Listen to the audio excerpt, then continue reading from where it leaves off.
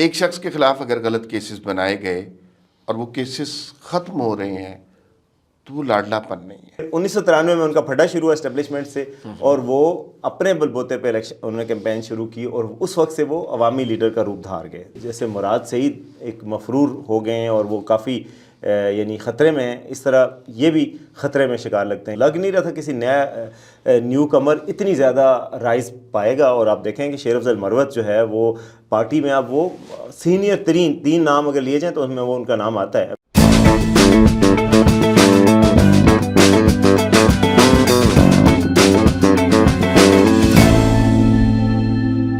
جی ناظرین السلام علیکم، ایک دفعہ پھر وی ٹاک کے ساتھ آپ کی خدمت میں حاضر ہیں۔ میرے ساتھ تشریف رکھتے ہیں آج وسیم عباسی صاحب۔ 3 اہم موضوعات پر ہم نے بات کرنی ہے۔ پہلا سبجیکٹ تو بڑا ڈسکس ہو رہا ہے، ہر ٹاک شو میں ہو رہا ہے، اس پہ مزید ذرا کچھ جاننے کی کوشش کرتے ہیں۔ معاملہ کیا ہے؟ نواز شریف صاحب پاکستان کے خوش قسمت ترین سیاستدان ہیں یا موجودہ صورتحال میں وہ لاڈلے بنے ہوئے ہیں؟ یہ بڑا اہم سوال ہے۔ دوسری بات یہ ہے کہ چاہے کتنے لوگ ہمیں پاکستانیوں کو تسلی دیتے رہے، الیکشن کمیشن کہتا رہے، چیف جسٹس آف پاکستان کچھ کہتا رہے، ہمارے ذہنوں میں ابہام، کنفیوژن اور ایک کانسپیریسی تھیوری الیکشن کے حوالے سے پلتی رہی ہے۔ اب اس کانسپیریسی تھیوری کو چند دلائل، لاجکس بھی مل گئے ہیں کہ الیکشن شاید ملتوی ہوں، شاید نہ ہو۔ یہ سوال کرنا ہی بنیادی طور پر اس کنفیوژن کی طرف اشارہ کرتا ہے جو سارے پاکستان کے ذہنوں میں پل رہا ہے، وہ بھی پوچھتے ہیں۔ تیسرا سوال، تیسرا موضوع جس پر بات ہوگی، Imran Khan P T I عطاب میں ہے۔ آج کل 9 مئی کے بعد جو کچھ ہوا سب کے سامنے ہے، کیسے ہوا، کس نے کیا، یہ ایک الگ بات ہے۔ لیکن اس سارے کرائسس میں عمران خان سے بہت سے لوگ بچھڑ گئے۔ وہ جو عمران خان کے دست راست ہوا کرتے تھے وہ سارے لوگ اب وہاں نہیں ہیں، اس کی جگہ نئے لوگوں نے لے لیا، اور خاص طور پر 2 لوگ ابھر کر سامنے آئے ہیں۔ اس میں ایک تو چیئرمین بن گئے ہیں وہ گوہر خان، بیرسٹر گوہر، اور دوسرا شیر افضل مروت صاحب، سینئر وائس پریزیڈنٹ۔ اس سے پہلے کبھی پی ٹی آئی میں ان کا بہت زیادہ نام نہیں سنا، تو شیر افضل مروت صاحب ہیں کون، کرتے کیا ہے، ماضی میں ان کا ریکارڈ کیا ہے، پی ٹی آئی کے لیے خدمات کیا ہے، سیاسی طور پر انہوں نے کیا کیا جد و جہد کی ہے، اس حوالے سے بات کریں گے۔ لیکن پہلے سوال بڑے والا کرتے ہیں کہ نواز شریف لاڈلے ہیں یا پھر خوش نصیب ہیں؟ سوال بڑا ہے تو جواب بھی بڑا ہی ہوگا۔ نواز شریف واقعی میں آپ دیکھیں کہ میرے خیال میں بہت بڑے خوش نصیب انسان ہیں پاکستان کی سیاست میں۔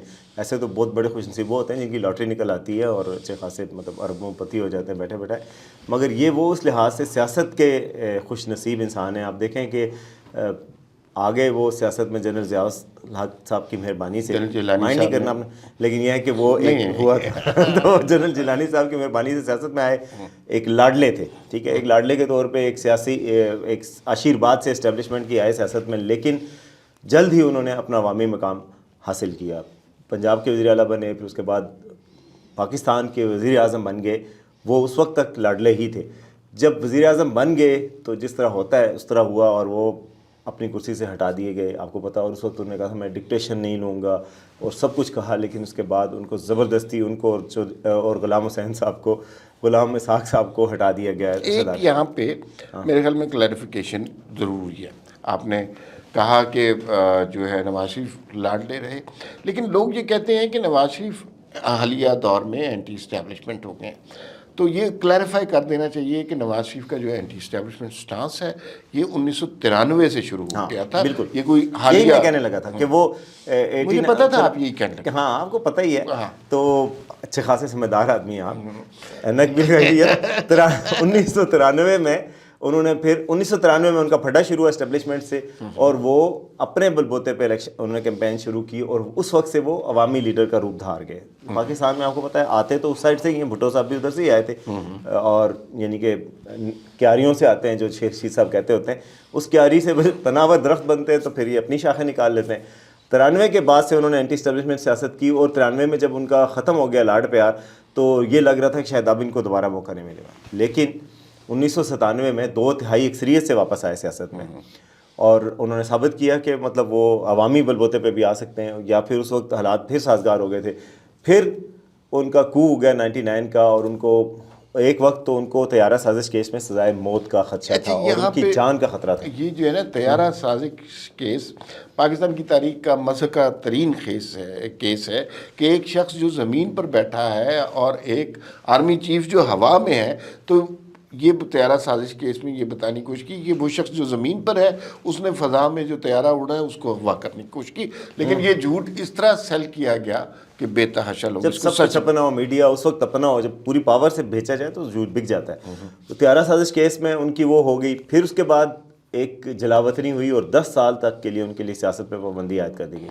اب آپ سوچیں کہ اس وقت، اور مشرف صاحب، مجھے یاد ہے کہ میں نیا صحافت میں آیا تھا، مشرف صاحب کہتے تھے کہ بے نظیر اور نواز شریف کا چیپٹر کلوز ہو چکا ہے، اب فیوچر میں آگے کی طرف دیکھیں. 21 سال پابندی لگ گئی. ہاں، وہ پابندی کا شکار ہوئے اور لوگوں نے ان کو رائٹ آف کر دیا کہ سیاست میں اب ان کا کوئی کردار نہیں. میاں صاحب کا دور ختم ہو گیا. ان کے ساتھی اسی لیے چھوڑ گئے.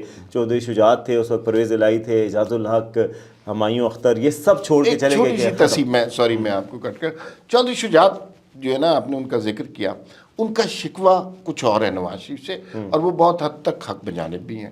چودھری شجاعت وغیرہ کا اس زمانے میں یہ کلیم تھا کہ جب پارٹی پہ مصیبت پڑی ہے تو میاں صاحب باہر چلے گئے، ہمیں یہاں پھنسا گئے اور جاوید ہاشمی کو صدر بنا کے. تو نہیں، لیکن ان کی ٹینشن چل رہی تھی. ایک دوسری طرف یہ ہے کہ ان کو اصل شکوہ یہ تھا کہ شہباز شریف کو وزیر اعلیٰ پنجاب کیوں بنایا اور پرویز الہی کو کیوں نہیں بنایا. وہ تیار بیٹھے تھے شیروانی بنا کے، اس وجہ سے تھا. بہرحال آپ دیکھیں کہ 2001 میں 10 سال کے لیے باہر چلے گئے ہیں 2000 کے قریب، اور وہ پھر رائٹ آف ہو گئے کہ یار یہ بندہ کبھی نہیں آ سکتا. وہ بندہ واپس آتا ہے 2013 میں، ایک بار پھر وزیر اعظم بنتا ہے، بہت پاورفل وزیر اعظم بنتا ہے، اس کے خلاف دھرنے وغیرہ سب کچھ ہوتا ہے، ان کے باوجود وہ رہتے ہیں.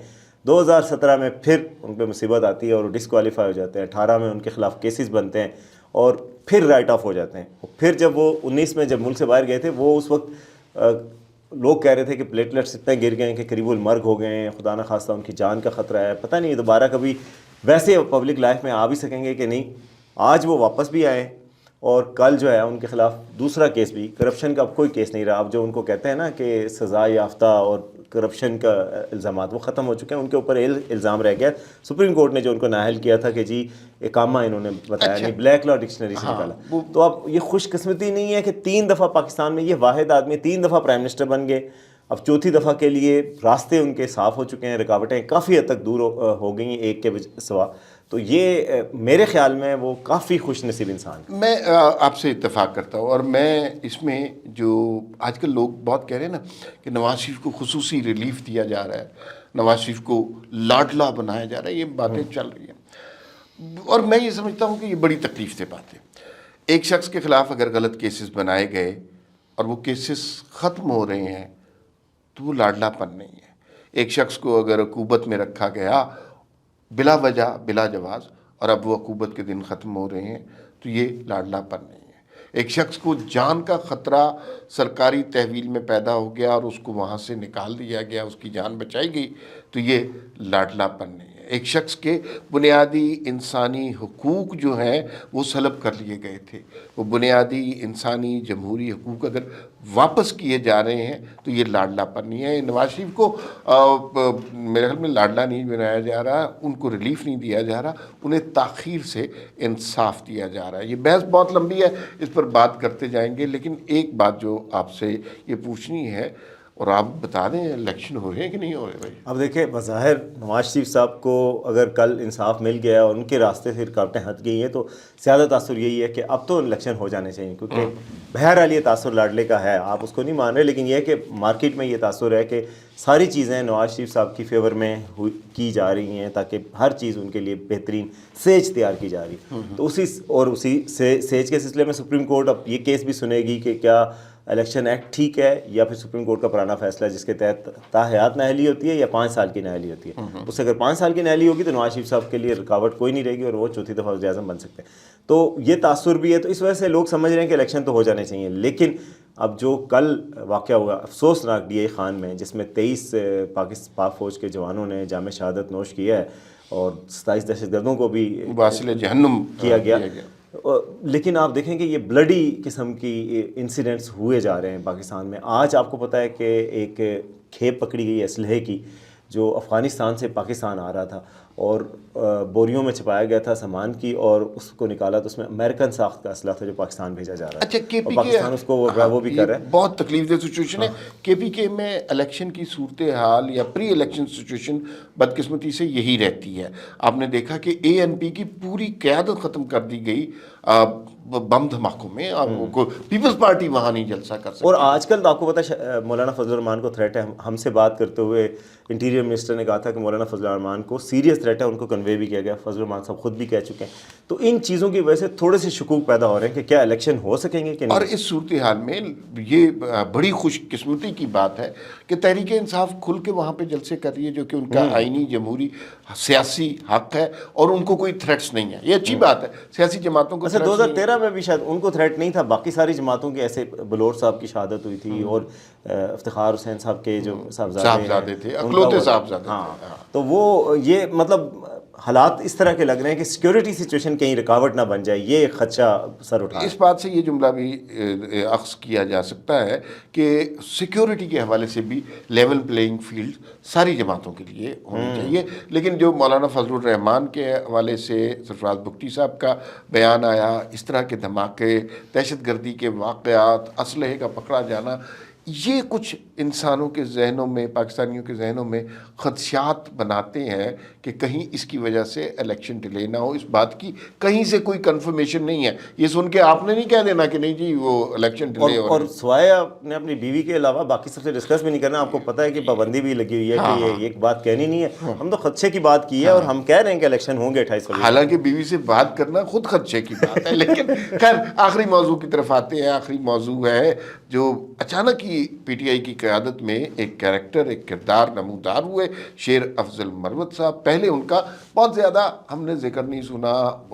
وکالت سے بھی ان کا تعلق ہے, اور صحافت سے بھی ان کا تعلق ہے, کچھ سرکاری ملازمت بھی انہوں نے کی ہے, اور عدالت سے بھی تعلق ہے. عدالت سے بھی تعلق ہے. تو وہ میں جو پرائمری کی کتابیں, وکالت ان کے گھر کی ہے, صداقت, شرافت, امانت, دیانت, تو سارے انہوں نے جو ہیں مرحلے طے کیے ہوئے. تو ان کے بارے میں بتائیں, وہ اچانک اس لیول تک پہنچے کیسے؟ بڑا ویسے عمران خان ثانی کیسے بن گئے؟ حیرت انگیز ان کا رائز ہے. عمران خان صاحب کی طرح وہ پرسنالٹی بناتے ہیں, ویسے اچھی پرسنالٹی بھی ہے, بڑے زبردست کوٹس وغیرہ پہنتے ہیں. لندن میں ان کی ڈریسنگ بڑی ڈسکس ہوئی تھی, پاکستان میں آ کے بولتے بھی اسی طرح دبنگ انداز میں. واقعی آج سے 6-7 ماہ پہلے تک وہ ان کا کہیں سین پہ نام نہیں تھا. اس وقت جب یہ لوگ چھائے ہوئے تھے, اسد عمر تھے, فواد چودھری, تو لگ نہیں رہا تھا کسی نیو کمر اتنی زیادہ رائز پائے گا. اور آپ دیکھیں کہ شیر افضل مروت جو ہے وہ پارٹی میں اب وہ سینئر ترین 3 نام اگر لیے جائیں تو اس میں وہ ان کا نام آتا ہے. ابھی جو چیئرمین ہیں بیرسٹر گوہر اور مروت صاحب اور عمران خان, یعنی یہی 3 اب پارٹی کے بڑے ذمہ داروں میں شمار ہوتے ہیں. تو اس کی وجہ آپ دیکھیں, مروت صاحب جو ہے حیرت انگیز قسم کا رائز ہے پارٹی میں, اور وہ بڑے لازم و ملزوم بن چکے ہیں. ابھی جلسہ کیا تھا انہوں نے, ان کو پکڑنے کی کوشش بھی کی گئی اور وہ نکلنے میں بھی کامیاب ہوئے. پارٹی میں بھی مقبولیت حاصل کر رہے ہیں. پارٹی میں اندرونی مزاحمت کا بھی سامنا کیا تھا شعیب شاہین کے حوالے سے, اس کو بھی اوور کم کیا. ان کا جناب یہ بیک گراؤنڈ ان کا تھا کہ یہ ایک بیسیکلی لاء کے اسٹوڈنٹ تھے, پھر لاء کر کے جج بن گئے, ڈسٹرکٹ جوڈیشری میں تعینات رہے ہیں کچھ عرصہ. اس کے بعد یہ کسی پشاور کے ایک اخبار کے ساتھ بھی منسلک رہے ہیں. اس کے علاوہ جناب انہوں نے سرکاری نوکری بھی کی ہوئی ہے. یہ ڈی جی رہے ہیں federal government employees housing authority کے, جو پہلے فاؤنڈیشن تھی اس میں رہے ہیں, اور بڑے اس زمانے میں بھی مشہور تھے. تو کچھ کنٹروورسیز بھی ان کے حوالے سے, جب جج تھے اس حوالے سے بھی رہی ہیں. یہ جو ڈی جی ہاؤسنگ اتھارٹی تھے اس وقت بھی رہی ہیں. ہمارے دوست احمد نورانی نے ان کے خلاف کوئی اسٹوری کی تھی, بڑے غصے میں یہ آئے تھے نیوز کے دفتر میں. تو یہ ہے ان کی رائز, لیکن بولتے اچھا ہیں. اور اب انہوں نے اب تو ایسی باتیں شروع کر دی ہیں کہ جیسے مراد سعید ایک مفرور ہو گئے ہیں, اور وہ کافی یعنی خطرے میں ہیں. اس طرح یہ بھی خطرے میں شکار لگتے ہیں کہ ان کا ضروری نہیں ہے کہ یہ الیکشن لڑ سکیں اور زیادہ عرصہ جیل سے باہر رہ سکیں, کیونکہ جو ان کے حوالے سے بھی شکایات آئی ہیں جس طرح پولیس کو آئی ہیں, تو اب ان کا بھی لگ رہا ہے. اور اگر یہ الیکشن لڑتے ہیں اور یہ باہر ہی رہتے ہیں تو پارٹی کو بڑا فائدہ پہنچا سکتے ہیں پی ٹی آئی. بہت شکریہ. ہم نے تینوں موضوعات پہ بہت اچھی بات کی. پروگرام کا وقت کم ہے. آخری موضوع کے حوالے سے بس پروگرام ختم کرتے ہیں کہ کہیں یہ نہ ہوگا آپ لوگ یہ کہنے لگیں کہ پھر اس کے بعد پروگرام جاری رہا یا نہیں رہا. فی الوقت اتنا ہی, پھر ملاقات ہوگی. اللہ حافظ.